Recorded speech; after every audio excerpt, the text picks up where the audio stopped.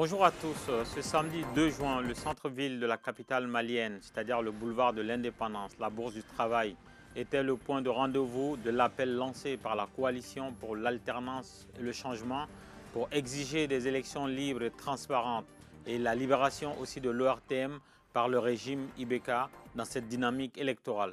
Selon notre correspondant à Bamako, Sadio Niakate, des affrontements ont commencé très tôt entre les manifestants et les forces de l'ordre déployés pour cadrer la manifestation initialement interdite par le gouvernorat du district de Bamako pour des raisons d'état d'urgence. Des gaz lacrymogènes ont été lancés pour disperser les manifestants et cela a fait tourner au drame car il y a eu des centaines de blessés et une vingtaine grièvement, dont Mamadou Igor Diarra, candidat à la présidentielle de juillet 2018, et Etienne Fakaba Sissoko qui fait partie des leaders de cette coalition. Dans la foule, on pouvait voir aussi des douilles de balles réelles et de lacrymogènes utilisées par les forces de l'ordre pour disperser les manifestants. Les blessés sont de tous les sexes et de toutes les catégories sociales. On pouvait entendre des slogans tels que « Honte à la démocratie ibécaïenne »,« Ibeka Fali ». En tout cas, les images de nos confrères de Ouverture aux médias nous montrent des blessés transportés à l'hôpital Gabriel Touré, dont Etienne Fakaba Sissoko, pour des soins. Et ils ont été rejoints par des cadres de l'opposition dont Aliou Badra Diallo, Mamadou Awa Gassama, Soumaïla Sissé lui-même et Mamadou Igor Diarra. La ville de Bamako était paralysée, les grands artères bloquées, les magasins du centre-ville fermés et une grande partie du grand marché de Bamako à l'arrêt car beaucoup de commerçants sont venus manifester pour exprimer leur sentiment de désarroi. Nous avons eu Mamadou Igor Diarra au téléphone qui nous dit être consterné par la situation et regrette qu'on en arrive là contre des Maliens qui exigent simplement des élections transparentes. Grâce aux images de Ouverture Média, on a aussi pu voir le chef de file de l'opposition, Soumaïla Sissé, s'adresser à la foule.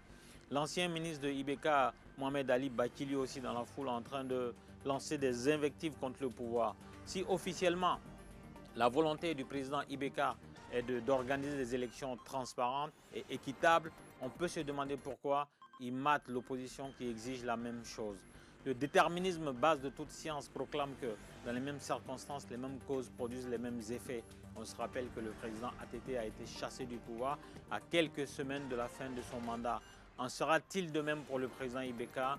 Dans les jours à venir, on en saura. En tout cas, il y a exactement une semaine, jour pour jour, ici même à Paris, où des manifestations ont lieu également devant l'ambassade du Mali à Paris, à rue Cherche Midi.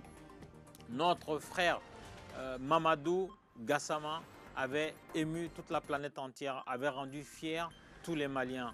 Donc une semaine après, c'est exactement le contraire qui se déroule sous nos yeux. C'est la honte, c'est la gêne pour le Mali que dans un État dit démocratique, dans un pays où le pouvoir dit tous les jours sur les médias d'État vouloir organiser des élections transparentes, se met à mater dans le sang avec des balles réelles, avec du lacrymogène, un groupement de sociétés civiles et de partis politiques qui exigent la même chose. On peut se poser la question sur les intentions de ce pouvoir-là à réellement organiser des élections en juillet 2018. En tout cas, est-ce que Ibeka sera dégagé du pouvoir comme l'a été ATT à quelques semaines de la fin de son mandat? On le saura dans les jours à venir. Merci de nous avoir suivis. Merci à la régie dirigée par Gouenolé et à très bientôt.